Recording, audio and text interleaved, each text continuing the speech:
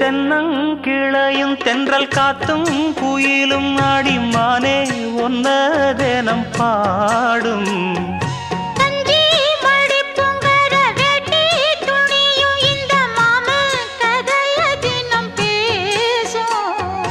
பொள்ளாச்சி சந்தையில கொண்டாந்த சிலையில சாயம் இன்னும்